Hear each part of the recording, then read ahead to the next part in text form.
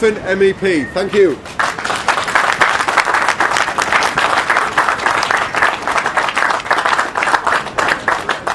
Thank you, Adam. Right, so I want to talk about the future for, I suppose, 45 minutes or so. Try and keep it to that. In the short and medium term, the reason we've held this event is because we need you to go out and apply what you've learnt. Some of it, as you know, is still in fact experimental. So we don't just want you to apply it unthinkingly. We want you to apply it and come back to us and talk to us about what works, what doesn't work, how you've been able to approve it and what you've learnt from it, so that we can to other people. That's really, really important. Even more important than that, we started off, it seems like a long time ago, it's actually only in late February we started with this operation in Maryport at all. We'd never ever done this before. Like I said, if we'd done it in 2008, we'd have won an extra 200 plus seats. So it's crucially important we've never done this. And we started a few weeks ago, just a tiny, less than a handful of people. Now, if half of you go out and do it, we've increased that number by 5 or 6 fold of what we had. So that's really important. But then the stage beyond that is when each of you who go out and do it and find it works, then take it on to other people. And then geometrically it goes a small group, a bit bigger group, bang, and then it's absolutely huge. So it really is down to you. It can only spread through the party with you. Myself and Clive, everybody else, Eric here, can only take it so far. It's got to be you that sell it to other people. Even if you can't teach them yourself, it's for you to sell it to them. This is revolutionary. This really is important. Come along to the next training event, because we're going to roll out more, and learn it and take it home and take it on from there. It's crucial. You're the ones who can do it. And this isn't just being done sort of for the hell of it. It's part of a much bigger overall process. This is what's needed for us to be able to win in a few places. But that's only preparation. Preparation for what? It's preparation to turn this party from a tiny oppressed minority into a contender for power in this country. That's what we're here for. We're not here in this ridiculously windy tent, just for the good of our own health or whatever. We're here because we have an ambition, a vision, a drive and a determination to turn our small band of brothers and sisters into the nucleus of a mass movement which will save this country and our people. That's what we're here for. Some might say that's a crazed ambition. How can so few people even have the nerve and the arrogance to think we can change history? How? Because history's only ever changed and made by tiny groups of people with the nerve and the arrogance and the vision to think, to understand that they can change history. I'll give you a few examples. Not all of them good by any means, so don't take it to mean that I approve of any of these people, just to show you what can be done. In January 1917, Lenin, exiled from Russia in Switzerland, he was actually in Zurich, he was asked by one of the dozen or so students who were his only companions and his only followers, do you believe that there'll ever be a revolution in Russia in our lifetime? And in January 1917, Lenin said no. A month later, he was on a sealed train back to Russia, saying to his followers, in 6 months, we'll either be in power or on the gallows. Unfortunately for Russia and the world, 6 months later, they weren't on the gallows, they were in power. One man and a tiny handful of people changed the course of history, because even though he got the date wrong, he genuinely believed it could happen. A few years later, and partly as a result, do you know in 1928 the NSDAP in Germany had 2.6% of the vote. Their vote had been 6.4% a few years before. They'd collapsed. Everyone had written them off. It's finished. Silly man with a little silly moustache. Don't worry about them, go on. 2.6% of the vote. Laughable. In 1928. 5 years later, they were in power in one of the largest and most civilised and sophisticated societies and countries the world's ever known, in Germany. More recently, because it's becoming quicker, Golden Dawn in Greece.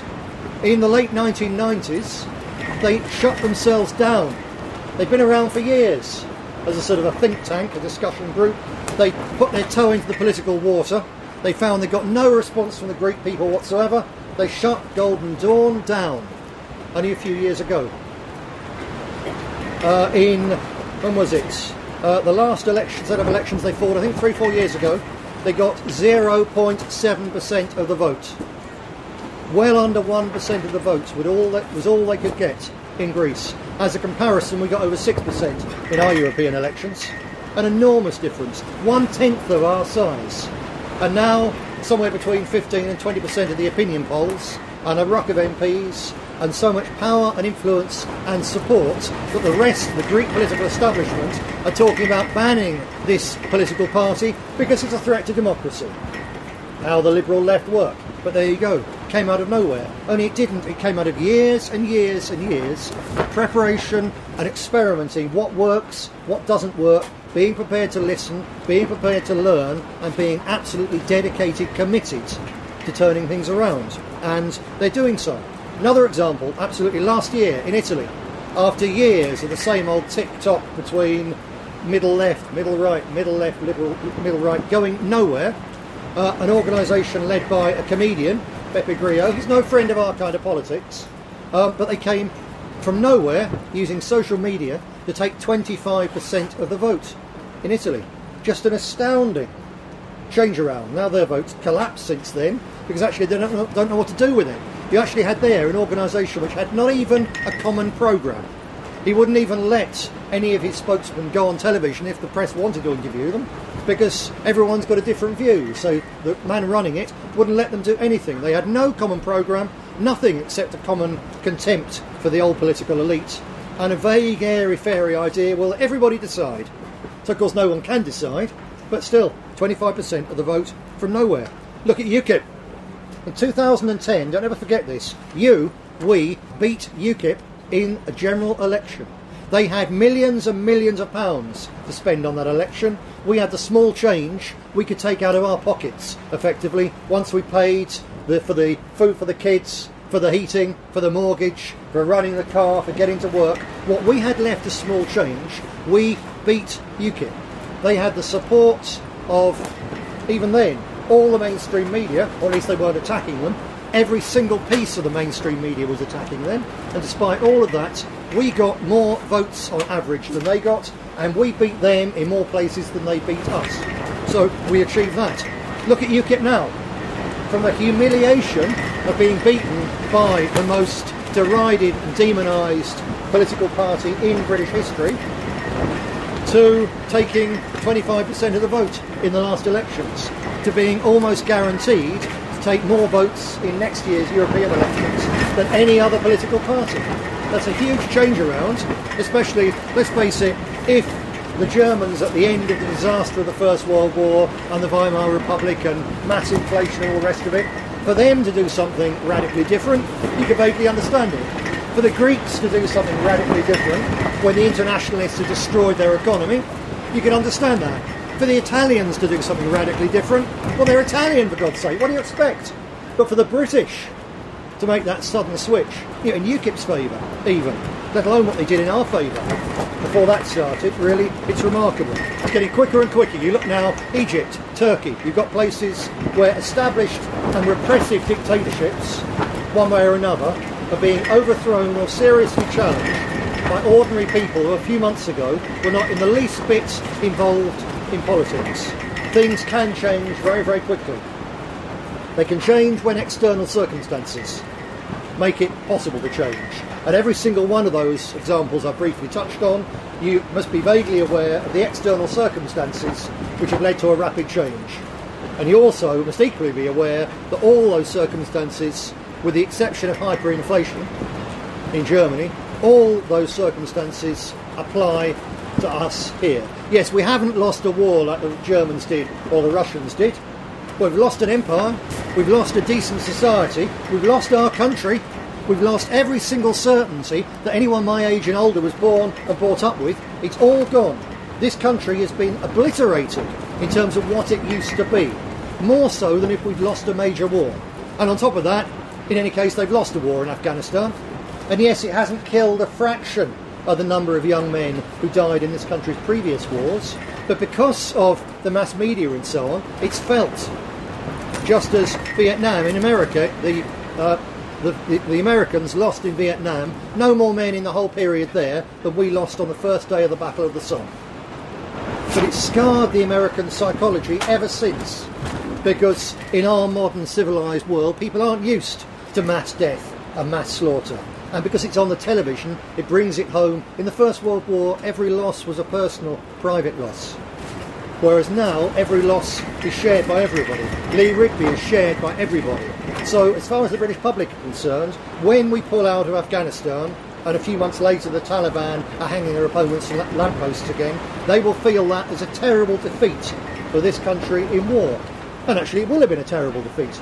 So all those factors which lead to this sudden change, they're all present in our country right now as well. But it's not enough just to have the opportunity.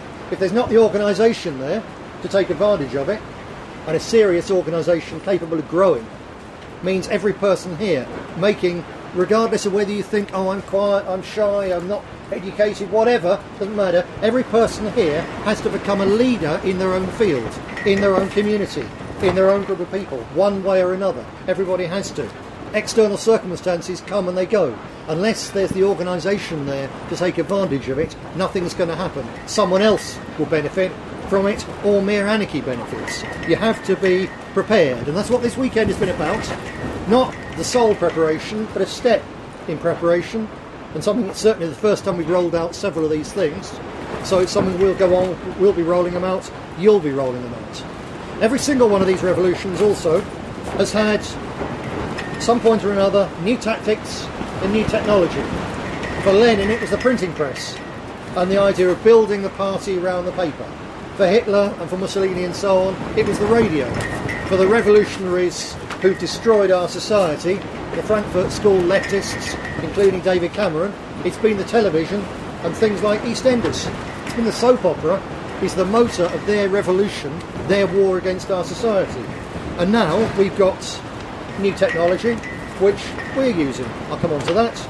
There's one other factor, so you need the external circumstances, the preparation with new tactics and new technology, and one other factor, you have to have credibility. The organisation has to have credibility. Now, external circumstances, we've got the economic disaster that's in a slow motion tidal wave engulfing the entire world, and it's going to strike home in Britain far, far more than it's struck home now.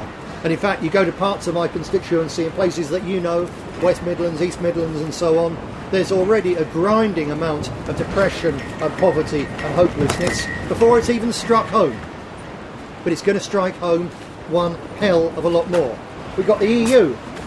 When I got elected to the EU, I was telling people who asked me questions, how do you think it'll end, when will you think it'll end? I say, well, I really don't know. I'm sure it will, but you can't begin to put a time on it. Now you can say quite safely that the EU could collapse under its own weight in 6 months' time. It's as simple as that. I'm not saying it's going to, I'm saying it could do.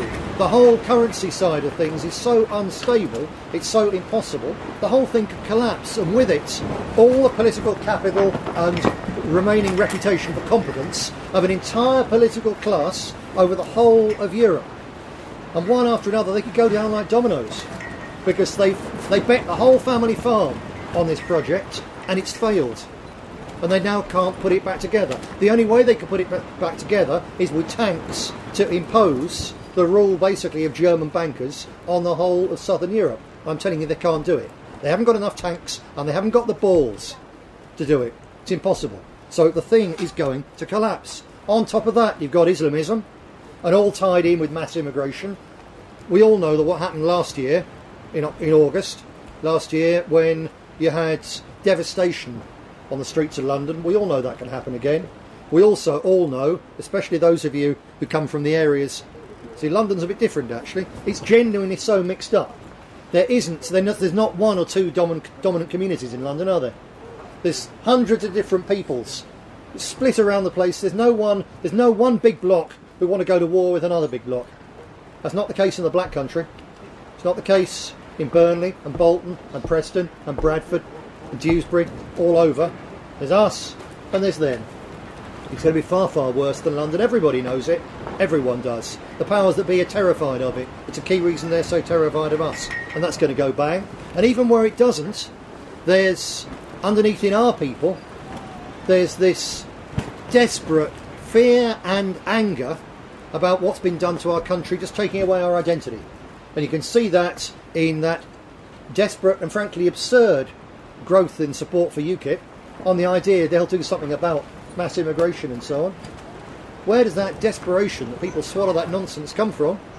It's because they really are scared and angry and frightened and let down about what the political elite have done to this country. So all the external circumstances are there. Any one of those things could provide the window of opportunity that a radical movement like this needs to launch a really effective challenge. You've got 4 of them there put together. Bang. Absolutely stunning, and it's coming. And when it really kicks in, one will feed the other. You know, when the British government can't borrow money to keep paying the dole checks, bang. Everything feeds into it, one after another. So, we have the external circumstances. New tactics, you know we have the new tactics. The postal vote operation. I was outside on several of those, so I don't know if it was mentioned that one of the very good local activists, not an organiser, in the northwest, David, who was going to be here this weekend, he decided in the end, pretty skint, etc., he decided to stay at home. He went out, and in one short session, he got 32 postal votes in his target ward. Now, he's been up to Cumbria and seen this and picked it up, but David would be the first to tell you, you know, he's nobody special in his eyes. He actually is very special. He does huge amounts of work for this party, but he's an ordinary bloke, not with a great education, not with anything that sets him apart. You know, Eric's a natural born salesman and trained at it, but David's just an ordinary bloke, and he's gone out and got 32 postal votes like that. One more 2-hour session like that, and he could have won any one of 250 seats for us in 2008 that we just missed by 50 votes and less, because he'd have 64 votes in 2 sessions. Bang, that's the power. We've got the new technology, the new tactics there. One more thing, again, I don't know if anyone mentioned it, I'll touch on it briefly, we've got time, that, because you may hear some people say, oh, there's no point us getting these postal votes, because the government's about to change the law, which they are, and it's going to make it, people basically have to re-register. It's going to change the registration process to knock out large numbers of fraudulent voters and old postal votes, people who applied for postal votes 8-10 years ago who still got them. And some people might say that change in the law would make our effort futile. No, it won't. It's absolutely phenomenal. It's going to level the playing field. At some stage over the next 2 years, the government is going to pass a law which is going to obliterate every single postal vote the Labour Party has spent 10 years getting. They're going to be wiped off. They're going to go back to a clean slate. They're going to have to go back to people and get them to re-register. And these are people they got to do it 8 or 9 years ago. The activists who knew them, perhaps the councillor who helped them sort some problem out, and then, while they were grateful, got them to sign up for a Labour postal vote. They've gone. They've died, they've left, they've disappeared. One way or another, they've got to go right back to square one, whereas we'll be going back to square one with people who we've only seen in the last 18 months and who, once we've got their details centrally, we will be sending freedoms to. We're going to have to run appeals for these. You know, forget getting too much help from the centre. The centre's going to have to be raising money to send a freedom every 3 months, first of all to hundreds, then to thousands of our postal voters, to keep them ticking over, to keep them warm. So when we, with one of those, send a pre-addressed, prepaid envelope to them, please fill in your new form and send it back, we're going to get half of those back without even having to knock. And for the rest, you're knocking, in your target ward, you'll be knocking 500 people who already know you, who we've been in touch with. You'll re-sign them easily. Whereas the Labour Party and the Lib Dems, obliteration.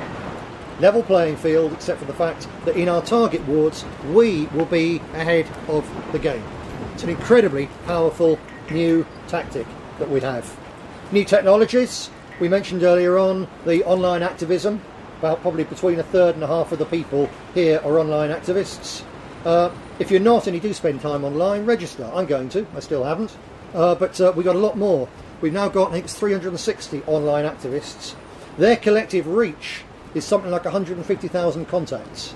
So when we send a short message out centrally, and everybody then sends them on, and if they don't show up in the ratings, so we're reaching already 150,000 people with a short, sharp message. And then, how many of them send it on to their contacts? We've no way of knowing. But we'll get to a point, I reckon it's something like 500,000, where once we've got that many, even with a small number of them sending on to their friends, we'll be reaching a huge number of people. It begins to get, like I was saying when I was talking about my trip to Syria, with what we've already got, with bnptv, with our reach on the internet, already the BBC understood. Once I was there and coming back with a message that Damascus isn't like the BBC propaganda, the BBC already understood they had to change the propaganda to spike our story. That's absolutely phenomenal. It's the power of what we've got already. And with the social activism thing, we're about to multiply that power by a factor of 10. Simple as that. Very, very, very powerful. Using that social media to push our alternative media, to push our underground media, to push our version, to push our truth. Very, very powerful. So all those things are there. But what about credibility? Well, here at present, we have a problem. The public love this party. Millions and millions and millions of people love this party. They think we're great, but they think we're knackered.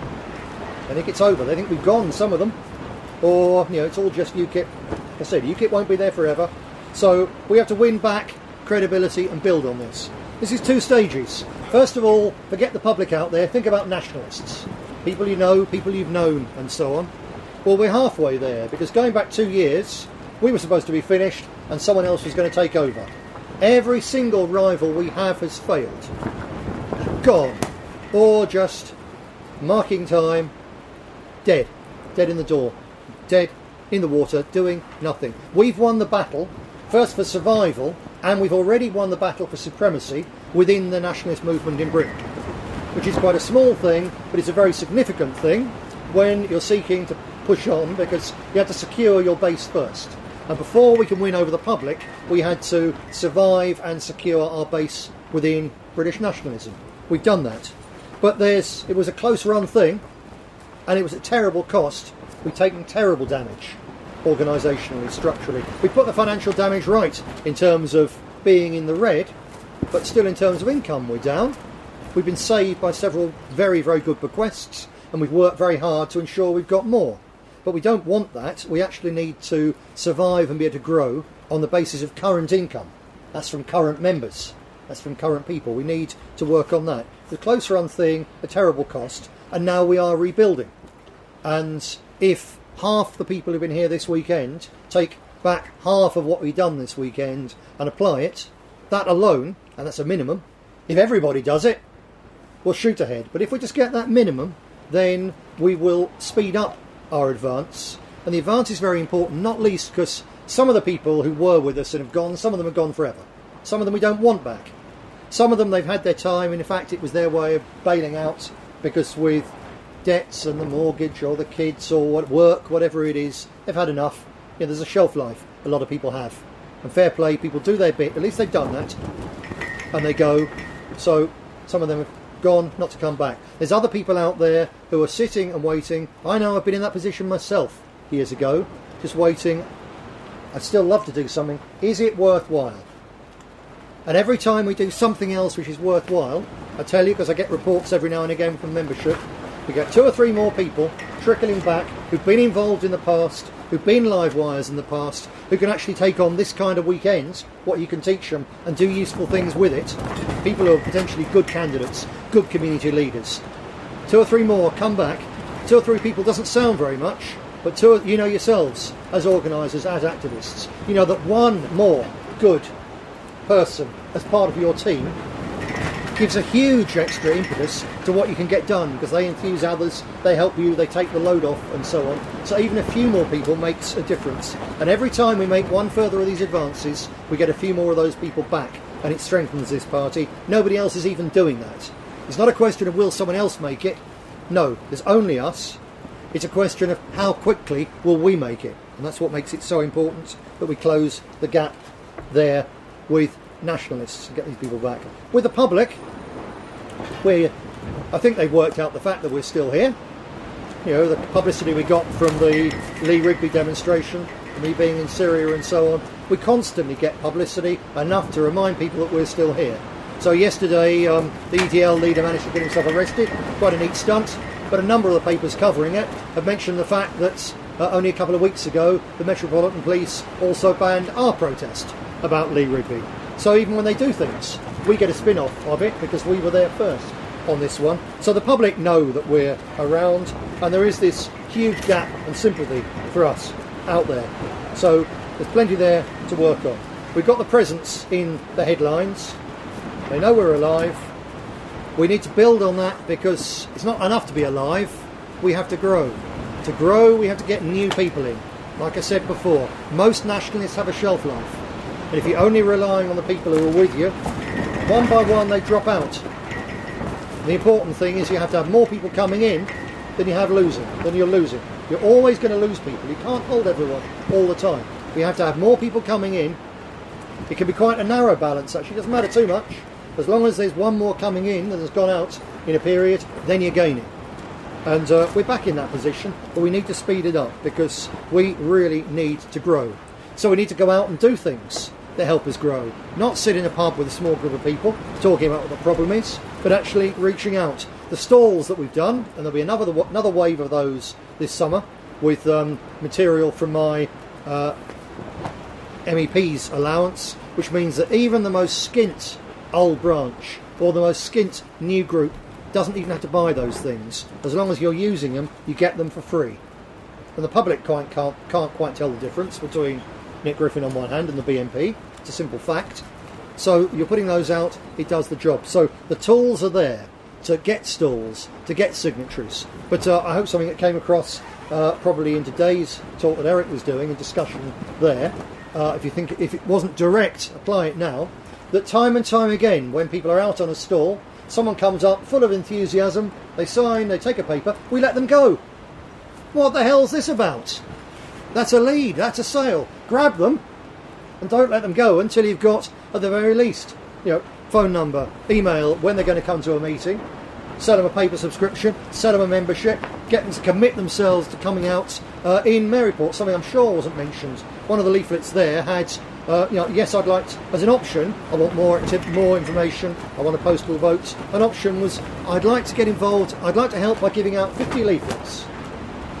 3 ladies got in touch with Dawn in the space of a week to give out 50 leaflets. We don't want to be giving out 50 leaflets, we want to giving out 5,000 in the next 5 minutes. They don't know that. When they say, I can manage 50 leaflets, tick the box, 3 new activists. And we're not doing that on these stalls. We're just congratulating ourselves, everybody loves us. Or at least some of them love us quite a lot. Not enough. We've got to look for every opportunity, not just to say thank you, wonderful, smile and wave. Get them in, get them doing things to spread the workload. We've got to sell this party. Now, as I was saying, the Lee Rigby demonstration was another example. So we've got the capability, not least because we've got a recognised name and we're deeply controversial and we're deeply sexy in media terms. We sell papers, we create viewers. The media find it very hard to stay away from us, even though they hate us. So we do something like Lee Rigby, and there we are, we've got the publicity. At a local level, similarly. Whether it's a local mosque proposal or something being closed down or anything you like. Needles, drugs needles in a local kids park, clearing out, anything you like, anything you do like that. If you tell the media and you make it a little bit controversial some way or another, we've got this bag of needles the council wouldn't clear up, so we're dropping them on the council leader's front lawn. How about that one? Hysteria in the local media. You have to look. With every single thing that we've had publicity from for the last 2 or 3 years, almost, not quite everything, almost everything, it's come about because Simon Darby and I have looked at this opportunity and we discussed what are we going to do.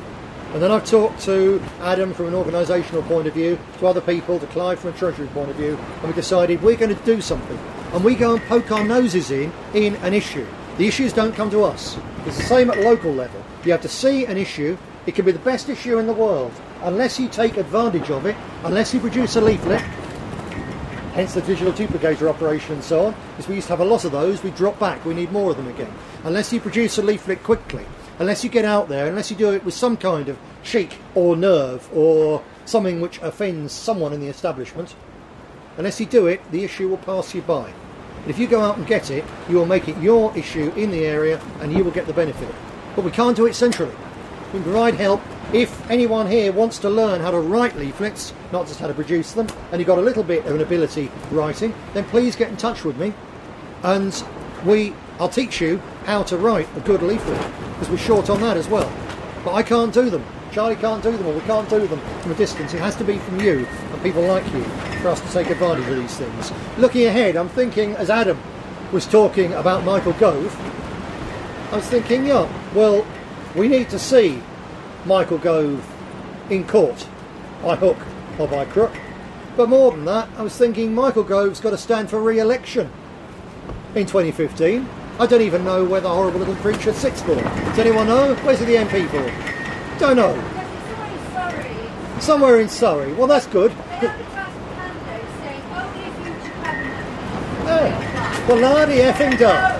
Lardy effing da to them, because I tell you what, they're going to face a serious challenge from UKIP in the next general election. And I wonder, for instance, whether I can talk to some of my contacts abroad, and they couldn't legally give money to the British National Party or any political party, but they could, if they wanted to, put £50,000 into an independent campaign in Michael Gove's constituency, just exposing his expenses cheating, warmongering agenda, and hand that seat to UKIP on a plate.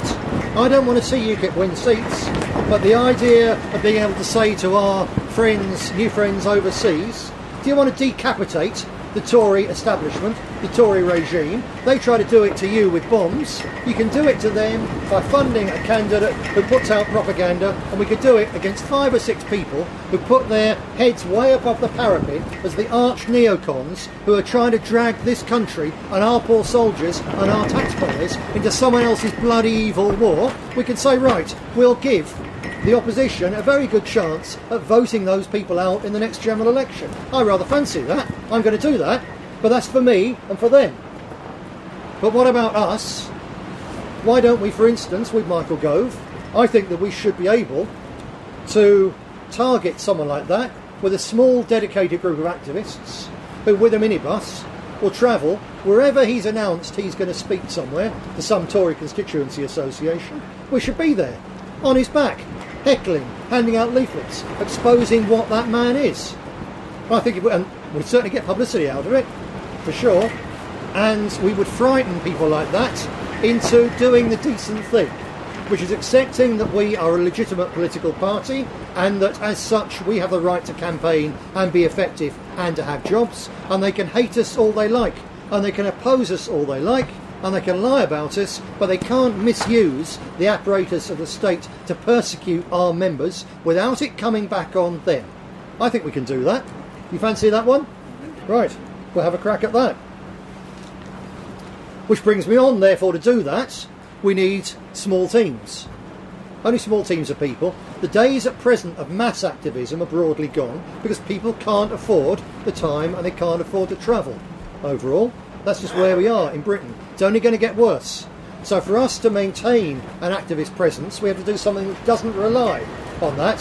So instead of relying on people to come together in their own cars at their own expense, as I was saying earlier in the weekend, we need to work towards a minibus in every single region and a team of perhaps 24 people who have signed up to get there if they can, so that out of 24 we can always fill a minibus at the drop of a hat. And if we had 10 of them, we could put 150 people on Michael Gove's neck anywhere he raises his head with 48 hours notice. Now that's actually power. And any issue that arises, we can have 150 people there within 48 hours, perhaps within 12 hours. No one else has got that capability. That's an immense amount of power for us to do. That really is. And that we can do. How can we do it? Well, we've already got one minibus as an experiment. We're going to have a second one soon. How can we run them? A couple of examples of how it could be done. Days of action. You can have the same small team going to do a day of action in a new place. That's how we always grow, because you get the handful of people in an area who are actually going to be, the new officials and the people pushing forward. They're in that area all the time until you go and reach them and get them. They'll just sit there thinking, the BNP's great, but they don't really know that we need them. We need to go and get those people. While we're in a town doing that, I think that every single one of these teams, and one or two of you, on account of what you already knew and what you've heard and discussed with Eric earlier on, you might think, yeah, I could do that. If you've got a bit of sales flair, every single team that we send out needs a BNP chugger, a charity mugger. You know, the ones who stop you and they want £2 to save whales, seals, camels, goats, little children in Africa, whatever it is. They're there and they're actually on commission. Very little of it goes to the charity. These poor buggers are actually trying to earn a living out of it, which is why they're particularly pushy and frankly obnoxious. And they're a nuisance. Everyone avoids them. But if you watch, they've always got someone there with enough guilt, or because they like snow leopards or whatever. Yeah, I could afford £2 to save the snow leopard. They can't really afford £2 a month, but it's actually worth it because it makes them feel better about themselves in hard times, so they still do it. So those charitable things are still growing, even in hard times. So if you've got 6-7 people out handing out leaflets, selling papers there, and one person briefed that when they see, just watch, when they see one of the front line guys or girls getting a particularly good response in an animated conversation with someone who's grinning, then the branch chugger should go over, be introduced, clipboard, sign them up, because they're so happy they've seen the BNP giving hope to their little town. Tell you what, we'll come back in 3 months. We'd love to do this, but it costs money. We've got to keep the van going. We've got to buy the activist fish and chips, because I think we should do that as well. So £2 a month from you can make all the difference. I can't sell it. Eric can teach you how to sell it. I'm not a salesman, but you know how to do it. That's it. Now, £2 every month isn't going to make much difference. But once you've got 20 people doing that every month, click, click, click, that's your minibus. That's the costs paid for and so on, and it's paid for by the public. It would have its being able to put together 150 people like that, drop of a hat, would have an impact in its own right, because it's a powerful amount of things, but also as a nucleus for when things can get bigger. Because of the EDL and all the spin-off groups, some of which are quite friendly to us, every now and again something happens, you can get several thousand, mainly young, mainly male, white working class, there, all fired up wanting to do something. And if we could put into that, at present they amble around, they do their thing, they go away again. It's a disorganised shambles. If into something like that, when something else, God forbid, like another Rigby happens, into the middle of some big demonstration, we can put 100, 150 keen, equipped activists with flags, with placards, with training and the gift of the gab and so on, and handing out, for instance, just placards with our message on, produce free, 150 people handing them out, it becomes our demonstration, it becomes our thing. And that's the way a nucleus like this can suddenly expand enormously in a way that nothing else can. That's the kind of thing that we need to get into and that we can get into. I want to move on now to another thing. I was speaking with Mike Coleman from Stoke last evening, and Stoke's one of those places where we had a block of councillors, good councillors, working very hard. So much so that there the council had to completely redraw all the boundaries. They gerrymandered the whole thing to get rid of us. We'd have won the Mayor of Stoke if they hadn't got rid of the position of Mayor of Stoke to stop the BNP winning. That's how far we pushed them. And in return, when they got stuck in, they wiped you out, didn't they? They wiped us off, electorally off the face of the map in Stoke. But Stoke British National Party is still there. And he was telling me about how they've regrouped and are working on the idea of, it's a brilliant phrase, resistance communities. It's what they're trying to build, because we are, or rather our enemies are waging a war, not just against us, but against the people of this country, against the British. There's a war being waged against us in our own country, and lots of people don't like it, but there's no organisation to stop it, there's no resistance at all. So the slogan and the idea is of resistance communities. What's a resistance community? It's an area where we've got a community champion, one of our people, acting as a community champion and leader, an area where we consciously seek to wise up the public, to inform the public with leaflets and with meetings and with events and so on, hence the need for digital duplicators, so that that community isn't just another mass of people, it's a mass of people with enough connection with the British National Party, not all of them, but enough connection for some of our message to get out there, for us to be able to challenge lies and myths, and for us to be able to put our own explanation of what's going on into that community. a place where our community champions are known, and lots of you do it, I know, in your own way, but perhaps we do it in a disorganised way, slightly disconnected from the public, where we have people going on charity runs, for instance, or doing things in their local pub to raise money for Hope for Heroes, or a child with cancer, or something like that. Lots of our people do it, everyone gets it, but it's not yet quite connected with the idea that our organisation as a whole then seeks to push that into that actual community and to involve that community, in some way or another. There's more to it than that, but Mike was telling me a few months back now about something they did when they were councillors and still rolling on and to be worked on further. Furniture banks.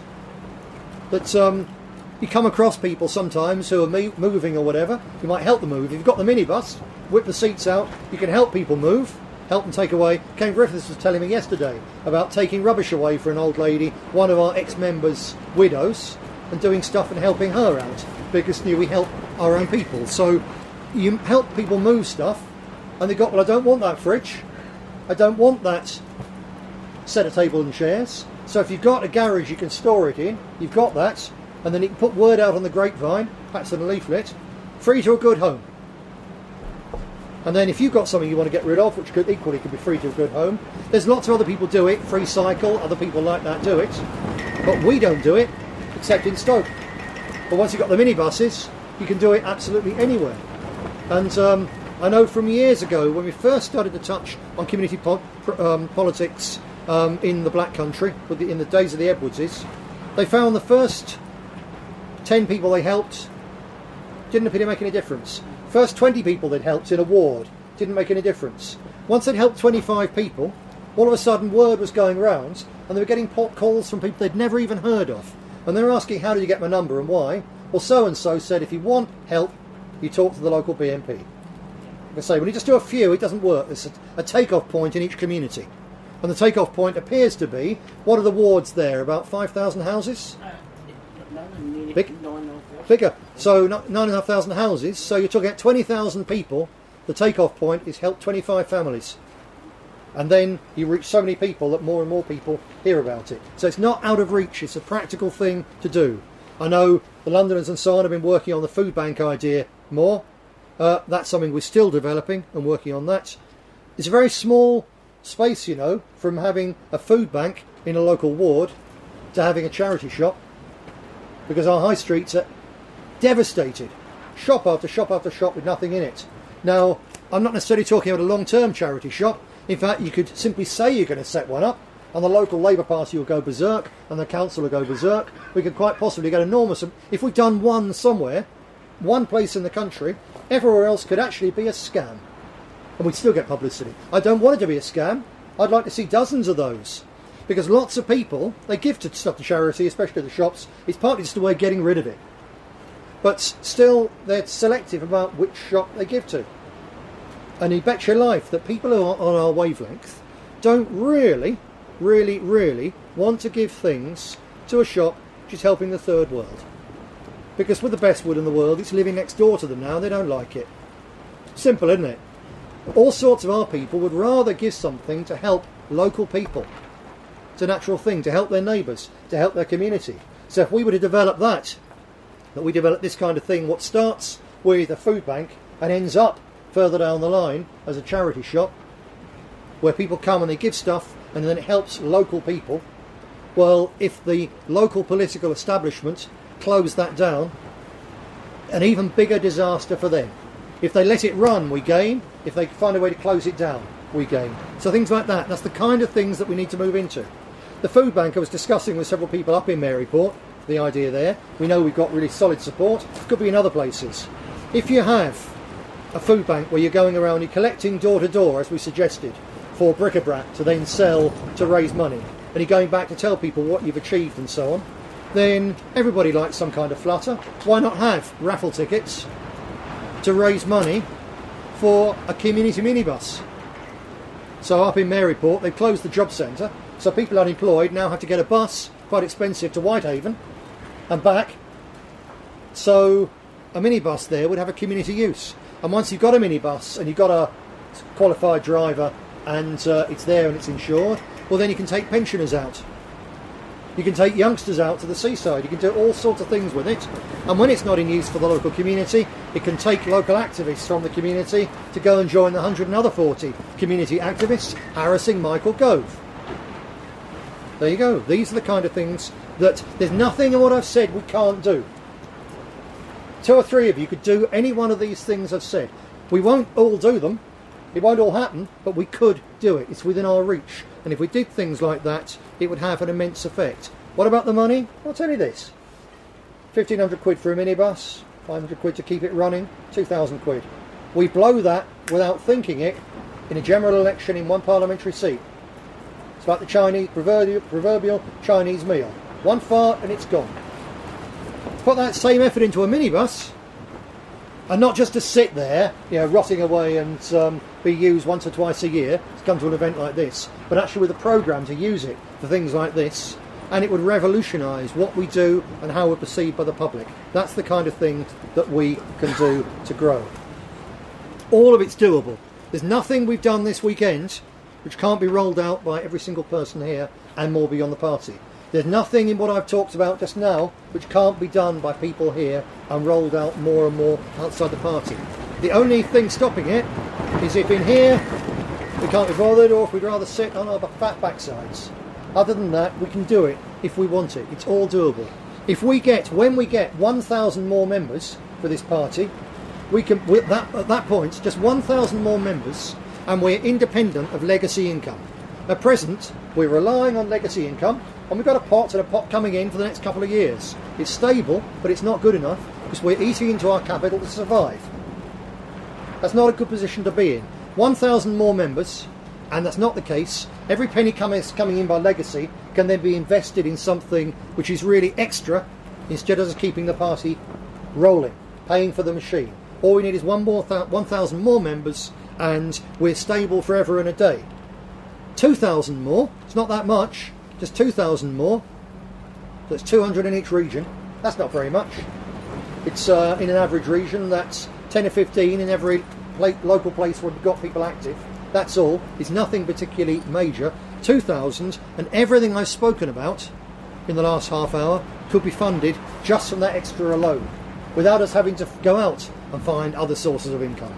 I hope we'll go out and find other sources of income, because especially bringing it in from the public instead of for our own members, even a growing membership, it's a better way of going about it. So that's the kind of thing. I'm not talking about an airy-fairy pie in the sky thing of what we could do if somehow we found millions of pounds, like some other people are saying out there. I'm talking about just what we can do if we use what we already know, if we apply what we've already done in a few places, or just take a fraction step further with the equipment and the knowledge that we have right now and apply it more intelligently and more effectively. That's the only thing stopping us, is whether or not we want to do it, and that's completely in our control. So everything we need is in our control. There's no point blaming somebody else if it doesn't happen. There's no point looking out over the horizon for, you know, a knight on a big white horse with shining armour. No one's out there. It's only us and people like us, but we don't need anything else. We need only the tools and the knowledge that we already have. The public's already for us. One last point there. Again, I don't know if it came out in one of the things I missed. No, I'm sure it did. Where we talk about Burnley, where Adam went over to Burnley, applied what he'd learnt in Maryport with the Burnley people, and about a 35% success rate. That's another place where we've been hammered into oblivion, they think, and knocking on the doors. It's the British National Party. You want to vote for us? Yes. Sign up for a postal vote? Yes. 35% success rate. That's bigger, that's more than the entire turnout in every local election that Burnley ever sees. And it's just there for the taking. It's just a matter of going and doing. It shows how much sympathy and support and love there is for this party out there in our core constituencies, in our core area. The external circumstances to turn this from something bubbling away under the surface into a revolutionary explosion of growth of British nationalism in this country. The external circumstances have we looked at. They're all there, just waiting to come about. Don't let it be that the external circumstances gel before we put these things together. Let's be just ahead of the game so that we'll just get it. We've just got these things working, functioning, in place, ready to expand them over and over and over again. So because we've got a perfect model and it's working, when the new people come in, instead of doing the same old stuff we used to do, which doesn't work very well, they automatically fall in, come into doing the new stuff that does work. That's absolutely within our reach. It's all to play for. Thank you for being here, because being here this weekend has helped develop it, and I know you'll take it back out there. Go back out to make it grow, go back out to build this party, and go back out to win. Thank you very much.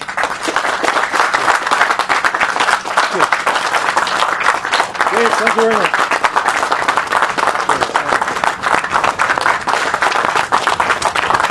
Good.